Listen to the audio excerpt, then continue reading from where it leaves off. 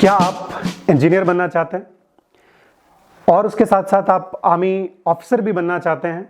और अगर मैं कहूं कि आप आर्मी ऑफिसर भी बन सकते हैं और इंजीनियर भी बन सकते हैं और दोनों सपने आपके एक साथ पूरे हो सकते हैं अगर आपने फिजिक्स, केमिस्ट्री और मैथ्स के साथ में अपना 10+2 पास किया है और आप आर्मी ऑफिसर बन के अपनी कंट्री, अपने नेशन को सर्व करना चाहते हैं, तो अगले 5 to 10 मिनट्स आपके बहुत इंपॉर्टेंट होने वाले हैं।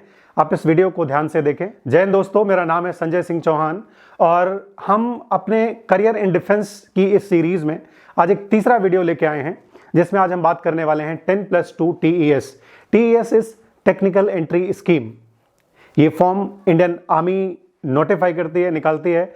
तो अगर मैं इस साल 2022 की बात करूं तो अभी जनवरी के महीने में एक फॉर्म इंडियन आर्मी ने निकाला जिसका नाम है टेक्निकल एंट्री स्कीम 47, जिसकी ज्वाइनिंग होगी 1 जुलाई 2022 में।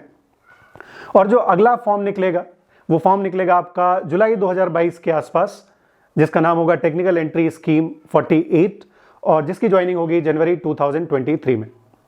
फ्रेंड्स, अगर आपकी एज 16.5 से 19.5 के बीच में है और ये 19.5 के बीच में जो एज काउंट की जाती है वो काउंट की जाती है at the time of joining.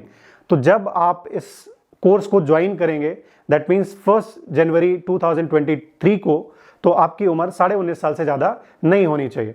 तो अगर आप आर्मी में इंजीनियर बनना चाहते हैं तो उसके लिए अनमैरिड मेल कैंडिडेट जिनकी उम्र 16.5 से 19.5 साल के बीच में है, जिन्होंने फिजिक्स, केमिस्ट्री और मैथ्स के साथ अपना 10+2 पास किया है या अभी आप अपीयर हो रहे हैं, क्योंकि जब तक आप ये फॉर्म आएगा तब तक आप वो पास कर चुके होंगे, और आपका फिजिक्स, केमिस्ट्री और मैथ्स में एग्रीगेट, फिजिक्स, केमिस्ट्री और मैथ्स में आपका एग्रीगेट 60% या उससे अबव है, और आपके पास एक चीज और होनी चाहिए, दैट इज जेईई मेंस का स्कोर।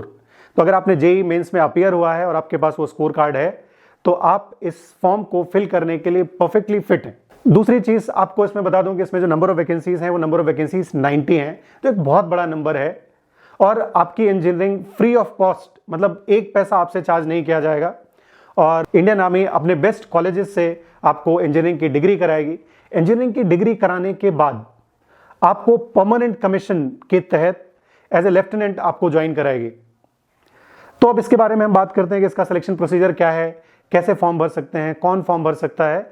तो इसके फॉर्म को फिल करने के लिए www.joinindianarmy.nic.in की वेबसाइट में जाके आप वहां पर ये फॉर्म फिल कर सकते हैं, और फॉर्म फिल करने के बाद आपके फॉर्म की शॉर्ट लिस्टिंग होगी।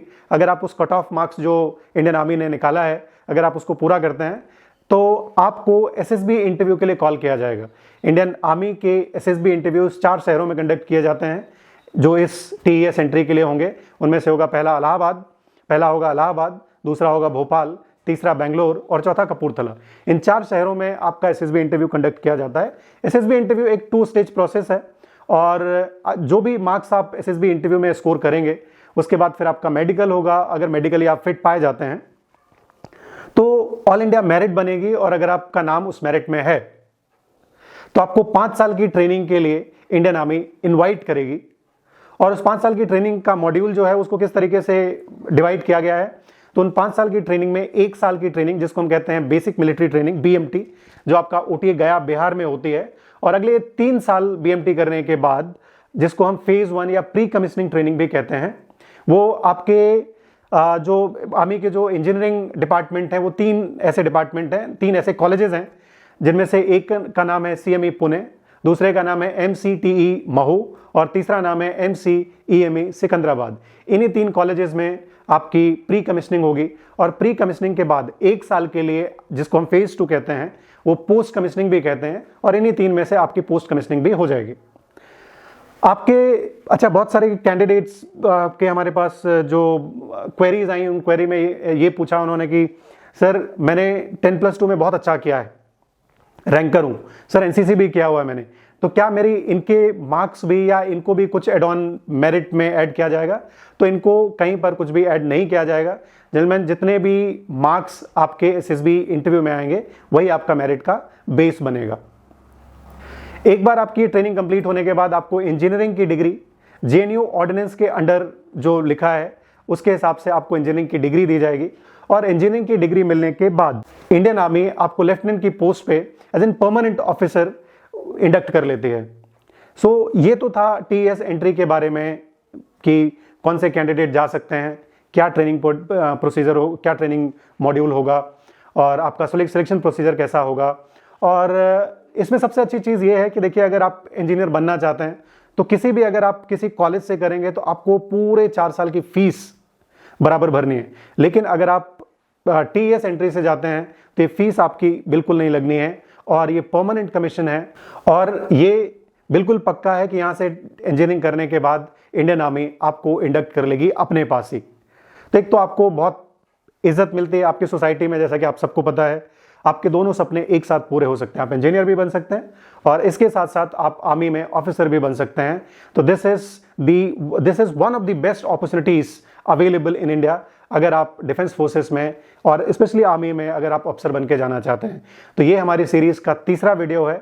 अगले कुछ वीडियोस में ऐसी ही कुछ इन्फॉर्मेशन लेके हम आते रहेंगे और बाकी के पेन पक्ष जो अलग अलग हैं किसी दूसरे वीडियो में हम वो डिस्कस करेंगे। इनके अलावा अगर आपके कोई भी डाउट है, चाहे वो TES से रिलेटेड हो या जो भी वीडियोस अभी हमने अपलोड किए हैं, या आर्मी में जाने के लिए क्या क्या अपॉर्चुनिटीज़ हैं, क्या क्या एवेन्यूज़ हैं उनके बारे में हो, कैसे फॉर्म फिल कर सकते हैं, क्या एलिजिबिलिटी क्राइटेरिया है, या कोई भी आपका डाउट है तो आप नीचे दिए ईमेल ID पे लिख सकते हैं। और एक चीज़ और आपको करनी है, अगर आप ऐसे ही और वीडियो चाहते हैं तो आप हमारे कमेंट बॉक्स में ज़रूर लिखें।